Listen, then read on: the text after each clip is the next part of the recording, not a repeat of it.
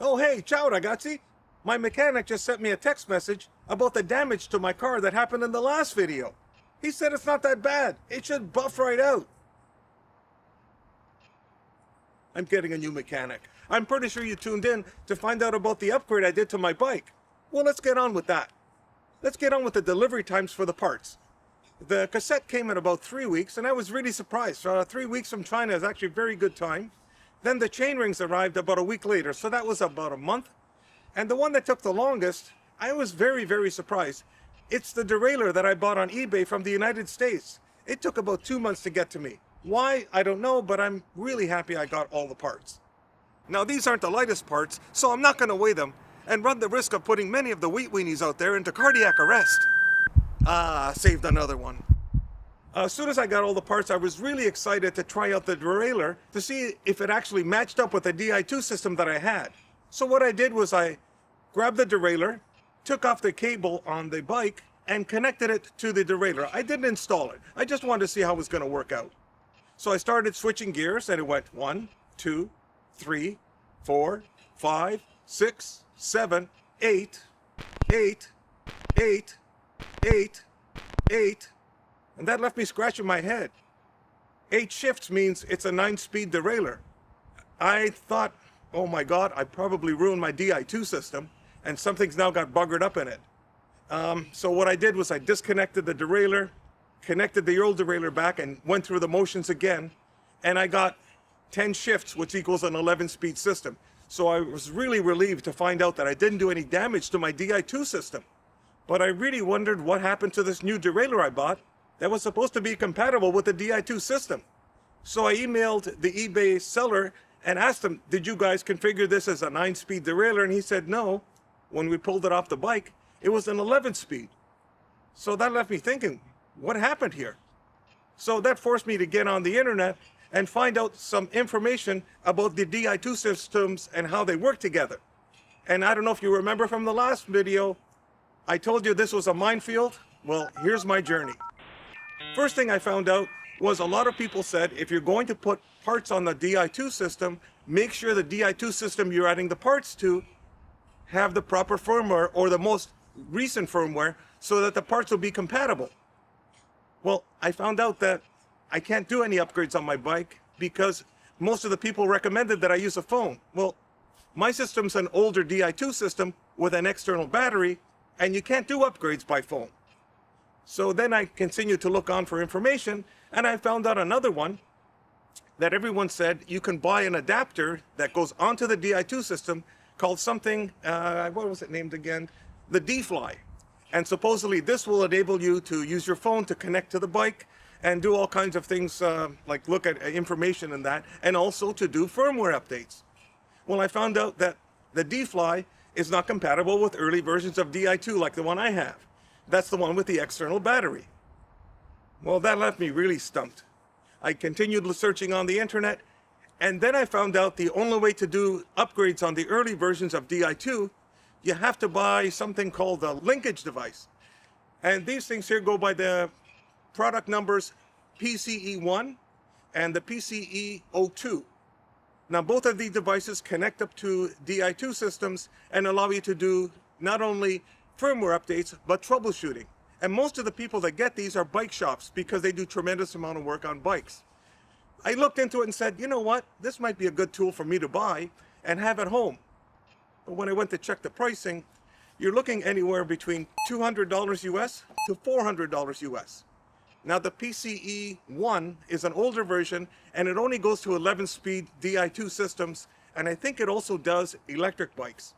Now it's been discontinued and superseded with the PCE02, and again, that was $200 to $400, and I was trying to find out why such a difference in pricing, and then I learned that the PCE02 is sold with just the PCE02 and a couple of cables, and the $400, or sometimes there's even ones for $300, have additional cables and adapters that you get. So depending on your needs, you might have to spend more money or less. And you know what? I really wasn't interested in doing this minor upgrade and spending another $400 for a tool I may use once in a while. So I decided to bite the bullet and just go over to the local bike shop, pay an hour shop time, have them do it, I take the bike home and just continue on with the upgrade. Well, the first bike shop I went to told me they don't even have a link device. They said they do all the upgrades with a phone. Well, that didn't sound very good to me. The second bike shop I called told me that they could take the bike in, but they wouldn't be able to tell me when it was going to be ready. So I decided to move on. I made a phone call to one of the bike shops, and they told me, sure, it costs about $40 to do the upgrade, and we'll do it while you wait. When I got to the store, different story. They told me, it'll be about a week, you'll have to leave the bike with us, and then this tidbit of information. If we do the upgrade, it's possible we can brick your system and it'll never work again. I don't know if you've heard the term brick. In electronics, it usually means when they do an upgrade and it goes bad, that piece of equipment will never work again. It was at that point I decided, screw this Di2 system, I'm going to go back to mechanical. I'll just buy a couple of the stoppers for the gear shifters and the wire guide that goes inside the bottom bracket and a little something, I can't remember what they call the connector at the back for the derailleur, and I'll be good. I'll be back to a mechanical system and I won't have to worry about any of this stupid upgrading. It was very frustrating. Well, easier said than done. Now, I live in the city that used to be the former home of Cervelo, and I figured it'd be pretty easy to find these kind of parts locally here. Well, I called around and they said, well, that bike's kind of old and we don't carry those parts anymore. At this point, I didn't know where to turn. Regardless which place I went to, everyone had their different take on Di2, and everyone sort of didn't know what was going on. It seems to happen all the time with these older products or any type of electronics. The older stuff and the knowledge for that gets left behind, and people only know what the newer stuff is. Well, I got back on the internet and I found more information that actually this time hit the nail on the head. I found this website called bettershifting.com. I could not believe my eyes at all the information this website has regarding Di2 shifting. I think these guys know more about Di2 than Shimano. The good thing about this is Shimano's actually quite good with their support information, although sometimes it's not that easy to follow. The good thing about this website is they reference Shimano's documentation and show you how to actually get the stuff to work on your bicycle. Well, I went through the knowledge base and I found this article called "Can't Shift into Small Sprockets When in Small Ring." And that's exactly what happened to me. And it went on to reference the RD-8050 rear derailleur, the one that I just bought. It said that Shimano introduced this feature to avoid cross-chaining, and Shimano calls that gear position control. I really wish their marketing departments would think of easier names to remember, because all this stuff is really complicated. We're only riding a bike. Regardless, that made a lot of sense, because when I went to test my rear derailleur, I never took my bike out of the small ring. I grabbed the derailleur, went back to the bike to put it in a test mode, connected it, put the bike into the big ring, and lo and behold, I got 10 shifts, just like I'm supposed to have for an 11-speed derailleur. Before we go on with this video, I want to make one thing clear. Attention, attention, I'm not a bike mechanic, nor do I profess to be one. Let me say that one more time. I'm not a bike mechanic, nor do I profess to be one. If you plan on using any of the things you see in this video to repair your bike, I suggest you visit your local bike shop or a professional bike mechanic and run it by them before you do. Now let's get on with the upgrade. Oops! Nobody will notice it.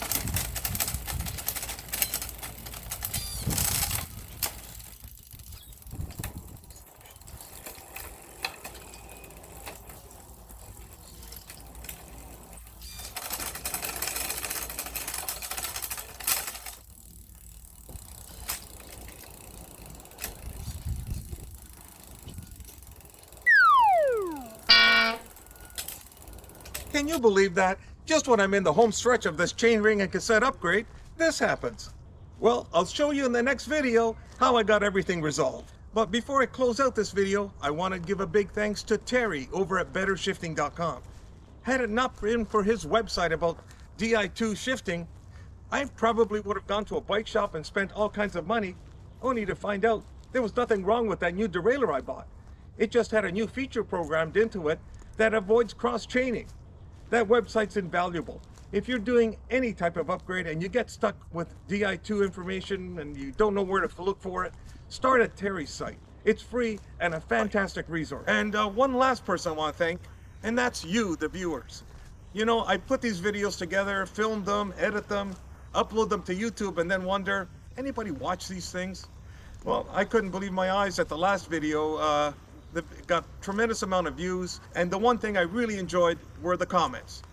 Great reading there, and a lot of you shared your experiences. I think that's invaluable for other people who read and may be interested in doing something on their own, changing their gearing or changing the chain rings or whatever. I'm pretty sure they'll find that information very valuable. Thanks for watching, guys, and I really appreciate it. Looking forward to the comments on this video. We'll see you soon. I hope those guys aren't around again.